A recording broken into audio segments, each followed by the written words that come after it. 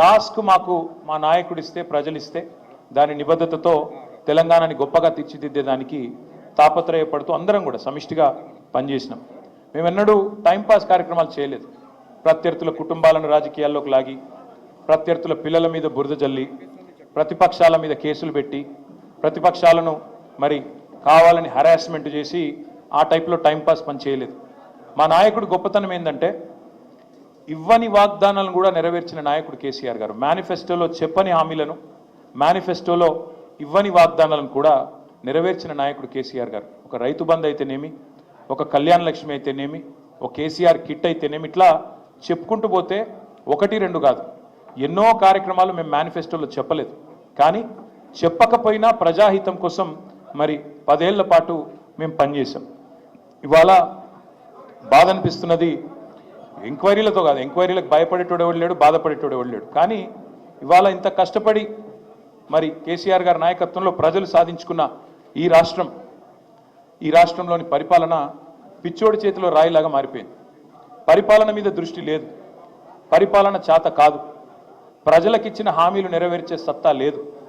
అసమర్థుడి జీవనయాత్రలాగా ఈ 2 ఏళ్ళు ఏదో నెట్టుకుంటూ టైంపాస్ చేసుకుంటూ వచ్చినారు. ఒక్కొక్క రోజు ఒక్కొక్క డ్రామా. కొన్ని రోజులు కాళేశ్వరం పేరిట డ్రామా, కొన్ని రోజులు గొర్రెల స్కామ్ అని డ్రామా, కొన్ని రోజులు ఫార్ములా ఈ పేరిట డ్రామా, మరికొన్ని రోజులు ఫోన్ ట్యాపింగ్ అని చెప్పి డ్రామా. ఇవాళ ఒక బాధ ఎక్కడ అనిపిస్తుంది అంటే, చదువు, సంస్కారము, మర్యాద, హుందాతనం ఉన్న ఒక పార్టీ నాయకుడిగా నేను చేసే విజ్ఞప్తి, నేను చేసే ప్రార్థన ఏంటంటే, ఈ పుట్టిన మట్టి సాక్షిగా, అంతరాత్మ సాక్షిగా అక్రమ అనైతిక పనులు నేనెన్నడూ కూడా చేయలేదు అనే మాట స్పష్టంగా చెప్తాను. ఈ రెండేళ్లలో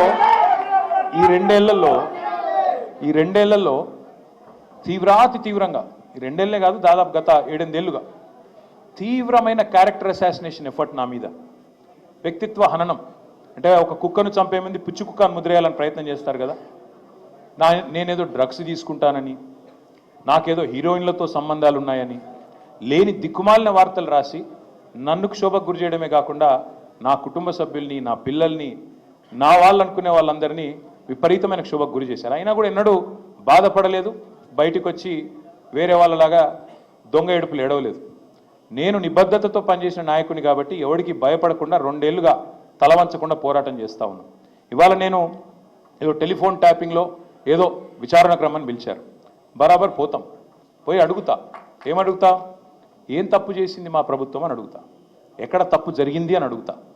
ఇవాళ వారు సమాధానాలు చెప్పాలి నాకు. గత 2 ఏళ్లుగా ఈ ఫోన్ ట్యాపింగ్ పేరిట ఒక డైలీ సీరియల్ మాదిరిగా, అంతులేని కథ మాదిరిగా లీకుల రూపంలో ఏదైతే మా వ్యక్తిత్వ హననం జరుగుతుందో దానికి బాధ్యులు ఎవరు అని అడుగుతా. ఎవరో హీరోయిన్ల ఫోన్లు ట్యాప్ అయినాయని మీరే ఒక 2 నెలలు నడిపిస్తారు డ్రామా. పోలీసు వాళ్ళు, కాంగ్రెస్ పార్టీ వాళ్ళు మీరే లీకులు ఇస్తారు, మీరే రాయిస్తారు, మీరే మళ్ళీ మీదికెళ్ళి మా వ్యక్తిత్వ హననం చేసే ప్రయత్నం చేస్తారు. ఇక వీళ్ళని బెదిరించిందట, వాళ్ళని బెదిరించిందట అని మీరే రాపిస్తారు 2 నెలలు.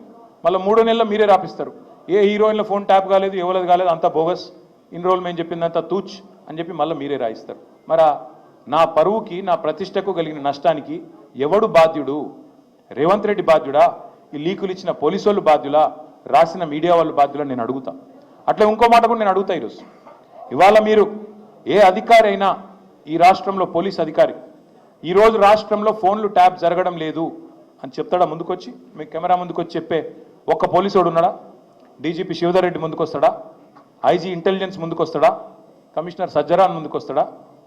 వాళ్ళకు తెలుసు, పోలీసు వాళ్ళకు భారతదేశంలో స్వాతంత్రం వచ్చిన తర్వాత ఆనాటి నుంచి ఈనాటి వరకు, నెహ్రూ గారి టైం నుంచి ఈరోజు మోడీ గారి టైం దాకా గూఢాచారి వ్యవస్థలు ఎప్పటికప్పుడు పనిచేస్తూనే ఉంటాయి. గూఢాచారి వ్యవస్థ ఎందుకు పనిచేస్తుంది? పోలీస్ నిఘా వ్యవస్థ ఎందుకు పనిచేస్తుంది? ఎవరన్నా ప్రభుత్వాలను అస్థిరపరిచే కుట్ర చేసినా, దేశంలో శాంతి భద్రతల సమస్య తలెత్తే విధంగా వ్యవహారం చేసినా, లా అండ్ ఆర్డర్ ఇష్యూ వచ్చే విధంగా ఏమైనా అపభ్రష్టపు పనులు చేసినా వాటిని నిరోధించడానికి డెఫినెట్గా పోలీస్ వ్యవస్థ తన పని తాను చేసుకుంటూ పోతుంది. 2015లో మన తెలంగాణ రాష్ట్రం ఏర్పడ్డ తొలినాళ్లలో మా ఎమ్మెల్యే గారిని ఒకరిని కొనడానికి ఒక దొంగ 50 లక్షల రూపాయల బ్యాగ్తో వచ్చి దొరికిండు. దొరికిన తర్వాత ఆ దొంగ మీద ఏమైనా నిఘా పెట్టినరేమో పోలీసులు, మాకేం తెలుసు, మాకేం సంబంధం? పోలీసులు దొంగలు, వాళ్ళకు సంబంధం ఉంటుంది, మాకేం సంబంధం మధ్యలో రాజకీయ నాయకత్వానికి? ఇవాళ వాస్తవం ఏంది? 2015లో ఏ దొంగనైతే దొరికిండో 50 లక్షల రూపాయలతో అడ్డంగా రాష్ట్రం మొత్తం చూస్తుండగా ఆ దొంగ ముఖ్యమంత్రి అయి కూర్చున్నాడు. ఆ దొంగకి ఏమనిపిస్తున్నది? మిగతా వాళ్ళు కూడా నా లెక్కనే రాజకీయ నాయకులందరూ దొంగ పనులు చేస్తారు, మిగతా వాళ్ళు కూడా నాలాగానే బురద అంటియాలి, వాళ్ళను బదనాం చేయాలి. అందుకే ఏం చేస్తున్నాడు? విచారణ పేరిట ఆదేశాలు జారీ చేస్తూ ఉన్నాడు. ఒక 3 రోజుల కిందట హరీష్ రావు గారు ఒక ప్రెస్ మీట్ పెట్టినారు తెలంగాణ భవన్లో. ఏమని మాట్లాడినారు? సింగరేణి కాలరీస్ ఏదైతే ఉన్నదో అక్కడ 1000 కోట్ల బొగ్గు కుంభకోణం జరిగింది. దానిలో ప్రధాన ముద్దాయి రేవంత్ రెడ్డి గారి బావమరిది సృజన్ రెడ్డి. ఆయన కింగ్ పిన్గా ఉంటూ ఈ అక్కరలేని సైట్ విజిట్ సర్టిఫికేషన్ భారతదేశంలో ఎక్కడ ఏ కోల్డ్ ఫీల్డ్లో లేదు. అదొక కండిషన్ పెట్టి, ఒక నిబంధన పెట్టి కాంట్రాక్టర్లను రింగు చేసి బెదిరించి ఫోన్ ద్వారా నేరుగా మాట్లాడి, నేను ముఖ్యమంత్రి బావమరిదిని మాట్లాడుతున్నా, మీరు టెండర్ వేయొద్దు, మీరు వేస్తా అని చెప్తే నేను సర్టిఫికెట్ ఇయనియా సింగరేణి నుంచి అని బెదిరిస్తున్నాడు. బెదిరించి ఈ మొత్తం స్కామ్ చేసింది రేవంత్ రెడ్డి గారి బావమరిది అని హరీష్ రావు గారు ఆధారాలతో సహా, ఎట్లా మా గవర్నమెంట్లో మైనస్ టెండర్లు పోతుండే, ఎట్లా కాంగ్రెస్ రాగానే ఈ నిబంధన పెట్టడం వల్ల +22% +14% టెండర్లు ఎట్లా పోతున్నాయి, ప్రజాధనం ఎట్లా కొల్లగొడుతున్నారు, సింగరేణితో ముఖ్యమంత్రి గారు ఎట్లా ఫుట్బాల్ ఆడుతున్నారు, సింగరేణి సంస్థని తన కామధేనువుగా ఎట్లా మార్చుకున్నారు, ఇవన్నీ వివరంగా చెప్పినారు. ఉదయం చెప్పంగానే సాయంత్రం వరకు మేము ఎదురు చూస్తూ ఉన్నాం. ఎవరన్నా ఒక మంత్రి, ఎవరన్నా ఒక బాధ్యుడు స్పందిస్తాడేమో. పోనీ కేంద్ర బొగ్గు శాఖ మంత్రి మన రాష్ట్రం నుంచే ఉన్నాడు కిషన్ రెడ్డి గారు, వారి ప్రభుత్వానికి కూడా సింగరేణిలో 49% వాటా ఉంది. కనీసం ఆయనన్నా, మరి కేంద్ర బొగ్గు మంత్రి కాబట్టి ఆయనన్నా స్పందిస్తాడేమో, ఈ దొంగలను పట్టుకుంటాడేమో. మోడీ గారు ఊకు అంటుంటారు కాంగ్రెస్ అంటేనే స్కామ్ గ్రేస్ అని, మరి మోడీ గారి ప్రభుత్వం ఏమైనా స్పందిస్తుందేమో అని చూసినాం. కానీ సాయంత్రం వరకు ఏం చేస్తారు? హరీష్ రావు గారికి సిట్ నోటీస్, అది అయిపోయింది. అదో డ్రామా ఒక రోజంతా నడిపిండ్రు. హరీష్ రావు గారు లోపల పోయినరు, ఉల్టా క్వశ్చన్లు వాళ్ళనే అడిగిండు, వాళ్ళకి ఏం చెప్పాలన్నా తెలియలేదు, నీళ్ళు నమ్మలేరు, అయిపోయింది. ఇప్పుడు మళ్ళా ఇక డైలీ సీరియల్, అదే సీరియల్ ఉంటుంది కార్తీక దీపం అని, అది మనసు మమత, ఆ టైప్లో మళ్ళీ ఈరోజు నాకు, రేపు ఎల్లుండి ఇంకొకరికి. ఇది ఒక టైంపాస్ ప్రోగ్రామ్ తప్ప ఇలా అయ్యేది ఏమీ లేదు, వచ్చేది ఏమీ లేదు. మా సోదరులు వాలంటరీ రిటైర్మెంట్ తీసుకున్న additional director general of police RS Praveen గారు మిగతా విషయాలు మీకు అన్నీ చెప్తారు, నేను ఎక్కువ చెప్పా. ఎందుకంటే వారు ఇటున్నారు, వారు అన్ని విషయాలు వారు వివరంగా చెప్తారు. ఎందుకంటే వారు గతంలో ఐపీఎస్ ఆఫీసర్గా పనిచేసారు, వారి తర్వాత ప్రెస్ మీట్ పెట్టి అన్నీ చెప్తారు.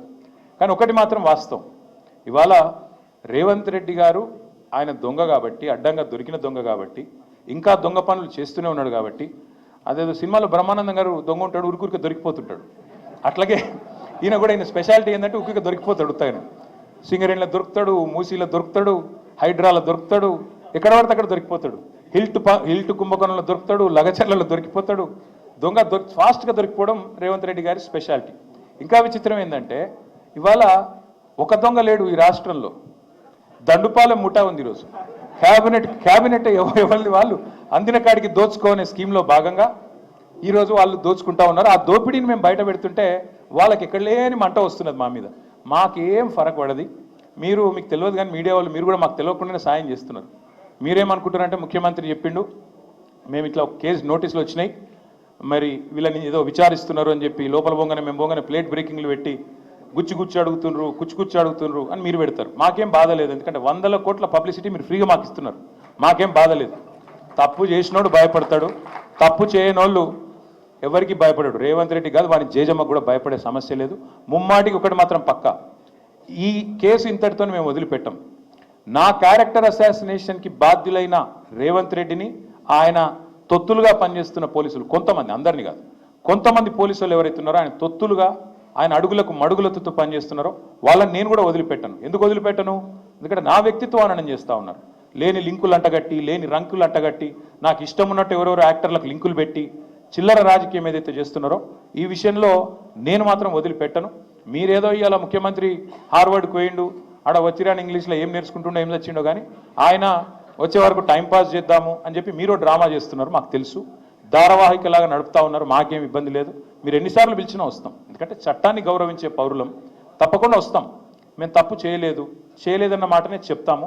మీరు ఎన్ని రకాల డైవర్షన్ గేమ్లు ఆడినా మేము మాత్రం అర్జునుడి కన్ను ఎట్లయితే ఆనాడు తన గురి మీదనే ఉండనో అట్లే మా గురి మీద, మా గురి మొత్తం కూడా ఈ ప్రభుత్వ అసమర్థత మీద, మీ అవినీతి మీద, మీరు ప్రజలకిచ్చి ఎగ్గొడుతున్న హామీల మీద, యనుమల రేవంత్ రెడ్డి ఎగవేతల రేవంత్ రెడ్డికి ఎట్లా మారిపోయిండో అన్న దాని మీద 420 హామీలు ఇచ్చి ఇప్పటివరకు 4 హామీలు కూడా నెరవేర్చకుండా ఎట్లా ఈ లుచ్చా పనులు చేస్తున్నాడో వీటిని ఎండగడుతూనే ఉంటాం.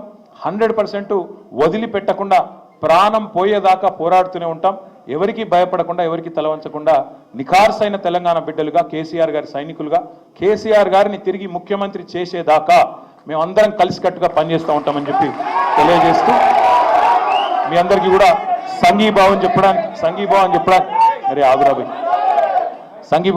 వచ్చిన ప్రతి ఒక్కరికి మళ్ళొకసారి ధన్యవాదాలు తెలియజేస్తూ మిగతా విషయాలు వాళ్ళు నన్నేం అడిగినరు, నేను వాళ్ళనేం అడిగినా అవన్నీ సాయంత్రం మిగతా విషయాలు మాట్లాడుకుందాం. Thank you.